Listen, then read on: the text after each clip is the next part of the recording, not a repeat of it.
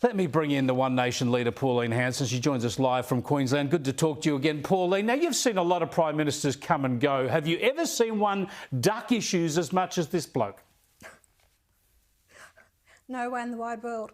In my 27 years since I was first elected to Parliament, he is the worst. He is pathetic, incompetent, hopeless, and he's just... I got no more words for it. You know, I didn't particularly like Bill Shorten, but I tell you what, I would swap Bill Shorten for him in a heartbeat. And apart from that, the 20 odd years prior to that, when I first started voting, I've never known a Prime Minister to be as hopeless as what this one is. And he's put his hopeless ministers around him. Well, I hope he's thrown out on his ear, Chris. It's unbelievable. It is quite incredible. Now, there's a global issue at the moment when we talk about the Middle East war. Every sensible nation has got a role to play in this. Everybody has to have a view on what the International Criminal Court has done. We know what Joe Biden has done. He's been very strong. Many other countries have as well.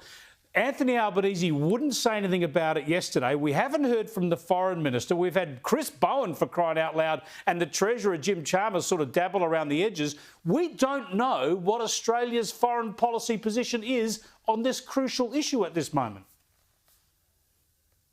He won't want to say it anyway, because I tell you what, 29 seats in this country, in federal seats, underpins the Muslim vote. That's why he's not going to come out and say anything about it. And a couple of these ministers are actually relying on the Muslim vote. This is the problem with it. It's become political. It's about who's going to win the next election. So he knows it's wrong. Safe by not coming out against it. He knows it's wrong. He knows he should criticise the ICC, but he doesn't want to do that because it could cost him votes in Muslim communities.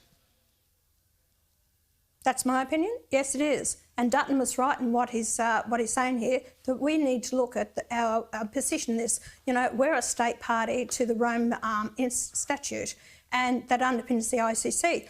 Chris, I've said this all along. We need to look at our involvement with the UN, with actually the WHO, with all these organisations, the Convention on the Refugees, this with the ICC and other organisations. We're a big enough country now that our domestic laws here should underpin what we stand for, and not having these other international organisations telling us what we should be doing. Yeah, it is pathetic. I fear that you're right about the electoral sensibilities here. It is a worry. I want to get your thoughts too on Anthony Albanese saying that he's not rushing off to the polls. He doesn't want to go to an election until he's solved the cost of living crisis. If we wait for that, he might be Prime Minister for a decade. Chris, that's not... Look, how I read this is we've got a Queensland state election in October, which I believe that Labor will be thrown out. He either goes the end of August, September, before the Queensland state elections. Otherwise, he won't go till about April, May next year, after the Western Australian state elections, because they're going to lose seats over there as well.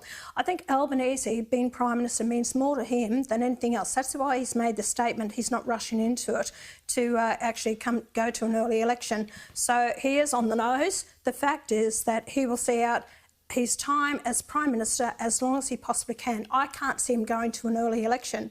And as far as cost of living, if you listen to what the survey said, 1,500 of the financial clients said that 1 in 5 are actually living with candle or torches, 1 in 10 are actually going to use bathrooms or other facilities. They're actually going without food to feed their kids. They're in fear of losing their jobs, a roof over their head. It is absolutely deplorable, the state that our country is in at the moment. And I blame this government. People have to understand that the debt we're in this year is about $895 billion. We paid $19 billion in interest alone. So the surplus means absolutely nothing, because over here they're borrowing more money, we're paying more interest, and we can't supply the services to the people who dearly need them. It's a hell of a worry. Thanks for joining us, Pauline. I appreciate it, Pauline Hanson.